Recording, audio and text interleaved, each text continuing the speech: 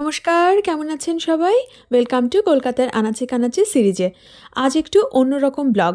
বেশি কিছু বলে সময় নষ্ট করতে চাই না। ভিক্টোরিয়া মেমোরিয়ালের ইভিনিং লাইট শো, যার টিকিট মূল্য মাত্র 100 টাকা। ঠিক করলাম পুরো শোটা আজ আপনাদের সাথে শেয়ার করি। দেখতে থাকুন, আর ভালো লাগলে একটা লাইক, শেয়ার এবং সাবস্ক্রাইব করে দেবেন।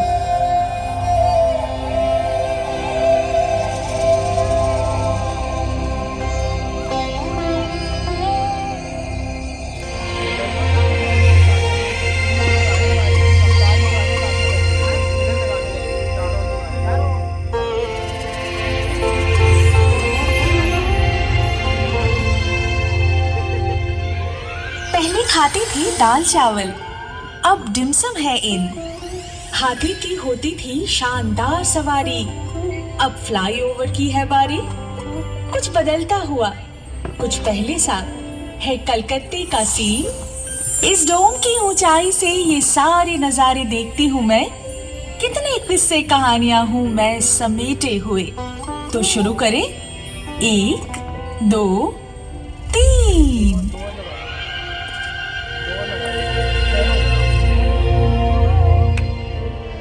कभी बनता था पटचित्र मेरा, अब बनता है मीम। उम्र है मेरी 300-400 साल और हजारों है थीम। लड़की तो भली है ही ये, मगर ना जाने क्या क्या भूल जाए।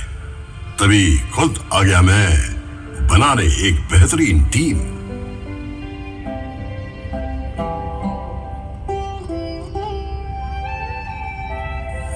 देवियों और सज्जनों, इनसे मिलिए। आप लोग जहां बैठे हैं, किसी समय ये यहाँ घूमा करते थे। जुरासिक पार्क से पार्क स्ट्रीट का सफर तो बहुत लंबा है। अगर वहां से शुरू करोगी तो मोबाइल फोन तक पहुंचते पहुंचते 52 एपिसोड का सीरियल बन जाएगा। क्यों ना हम ब्लैक एंड व्हाइट के जमाने से शुरू करें? तो फिर मैं वहां से शुरू करूं। 16 जनवरी 1941 की रात एक गाड़ी 38/2 एल्गिन रोड से तेजी से निकलती है और सीधा घुस जाती है बंगालियों के दिल और आत्मा में। नहीं नहीं, नेताजी सुभाष चंद्र बोस तो उससे बहुत पहले से कलकत्ते की आत्मा में बस चुके थे, जब वो 1930 में कलकत्ता के मेयर बने थे।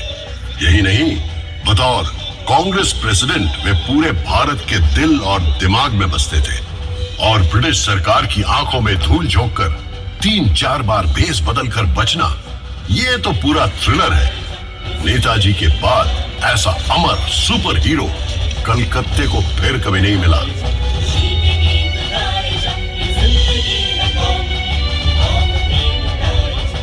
अच्छा, तो चलो ये भी बता दो कि कलकत्ते का सबसे बड़ा विलेन कौन है।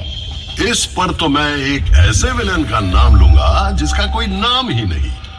नाम ही नहीं मतलब? 1989 में लगातार 6 महीनों तक एक अनजान व्यक्ति रात के अंधेरे में सड़क पर सोते हुए 13 बेघर लोगों का पत्थर से खून करता है। मीडिया ने उसे नाम दिया स्टोन मैन। नहीं नहीं नहीं नहीं, इतने भयानक किस्से से इतिहास की शुरुआत होगी? मुझसे पूछो तो सबसे बड़ा विलेन है अमिताभ बच्चन। अमिताभ बच्चन? वो क्यों? वाह भाई वाह, नौकरी की तो कलकत्ते में, थिएटर किया तो कलकत्ते में, पर फिल्मों की बारी आई तो पहुंच गए बंबई। क्या जाता अगर बांग्ला सिनेमा में ही रोमांटिक हीरो बन जाते?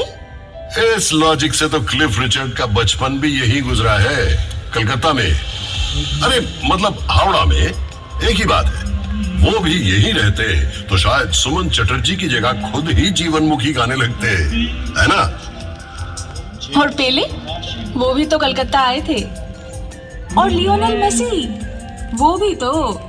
देखो, मैं एक बात साफ कह दूं, फुटबॉल को लेकर कोई मजाक नहीं है। 1911 IFA शील्ड के फाइनल में मोहन बागान क्लब के जाबाज खिलाड़ियों ने अंग्रेज टीम ईस्ट यॉर्कशायर रेजिमेंट को 2-1 स्कोर से हरा दिया था।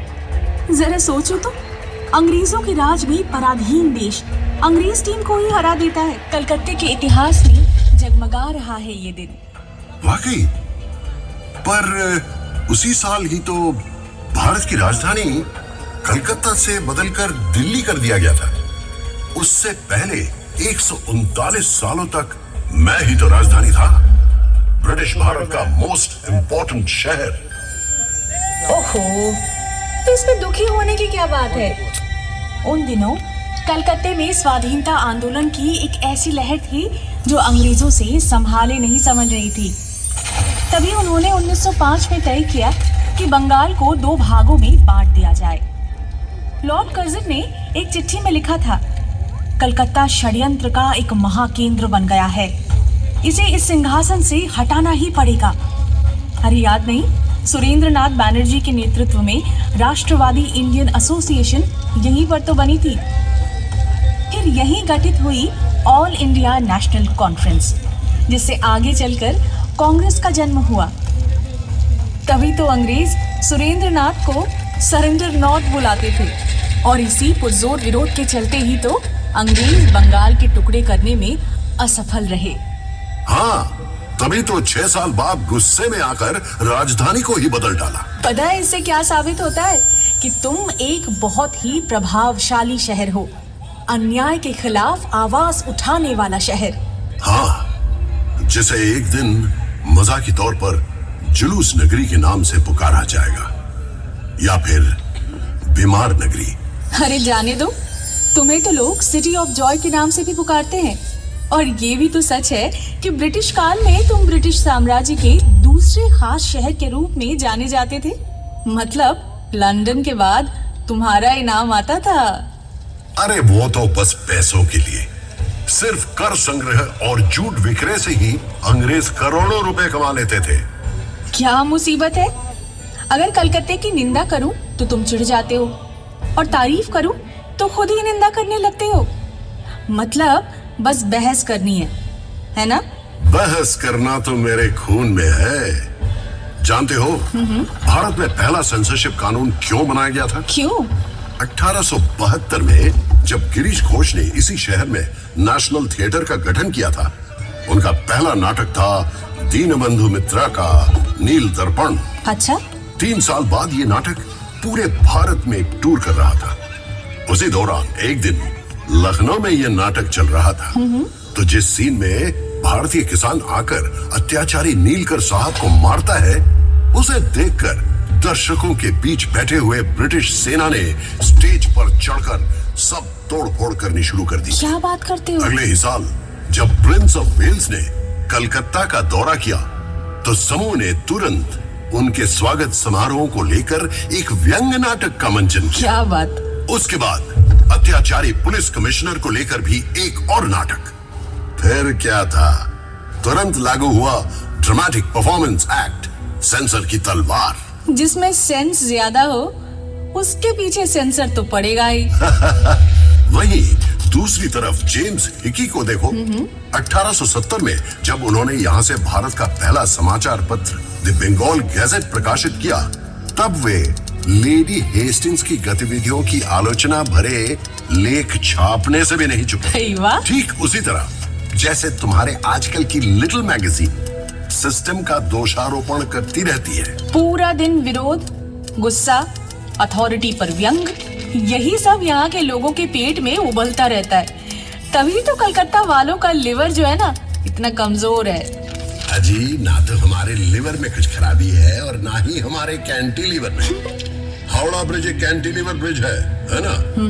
ये सन 1943 से इसी तरह खड़ा है, एकदम सही सलामत। सो तो है, हर रोज लाखों गाड़ियां, बस, ट्रक, रिक्शा इस पर से ही तो गुजरती हैं। फिर भी ये टस से मस नहीं हुआ। और सबसे हैरान करने वाली बात ये है कि इस पूरे ब्रिज में एक भी स्क्रू यानी पेंच नहीं है। इसीलिए तो जिन लोगों के दिमाग का स्क्रू ढीला है, वे अक्सर हावड़ा ब्रिज के ऊपर चढ़ जाते हैं। लेकिन वहां से क्या नजारा मिलता होगा, इमेजिन कर सकती हो? मैं इमेजिन नहीं कर सकती। लगभग 100 सालों से विक्टोरिया मेमोरियल की चोटी पर अपने पंख फैलाए खड़ी हूँ मैं। क्या आपको कोई अंदाजा है कि मैं यहाँ से क्या क्या देख सकती हूँ? मैंने प्रेम में डूबी जोड़ियां, उनकी नोकझोंक, ये सब देखे हैं। निकम्मे लोगों की भीड़ भी, और अकेडमी ऑफ फाइन आर्ट्स की एक्सपेरिमेंटल पेंटिंग्स भी। एक तरफ रेस कोर्स की घुड़सवारी की दौड़ में बेशुमार पैसे लुटाना, और दूसरी तरफ क्लबों में कोट पैंट पहने कलकतिया बाबुओं का अंग्रेजीपन। व्यूज और न्यूज तुम मुझे सिखाओगे? मैं तो तुम्हारी नस नस से वाकिफ हूँ। सिर्फ वाकिफ ही नहीं, तुम पर मेरी संगत का असर भी दिखता है। महत्वपूर्ण स्थान मिला। क्या बात करते हो? दुर्गा पूजा की शुरुआत उसी व्यक्ति ने की जिसने बंगाल को अंग्रेजों के हाथ में सौंपने का षड्यंत्र रचा था। बिल्कुल। प्रचार किया। यानी कि जितने दृष्टिकोण हैं, उतने ही रास्ते हैं। उन्होंने न केवल सर्वधर्म समभाव की बात की, बल्कि कलकत्ता के जीवन दर्शन के बारे में भी बताया। बिना किसी लड़ाई के उन्हें गद्दी से हटाकर निर्वासित कर दिया कलकत्ता में। उन्होंने डेरा डाला मेटिया बुरुज में। धीरे धीरे संस्कृति में, कपड़ों में,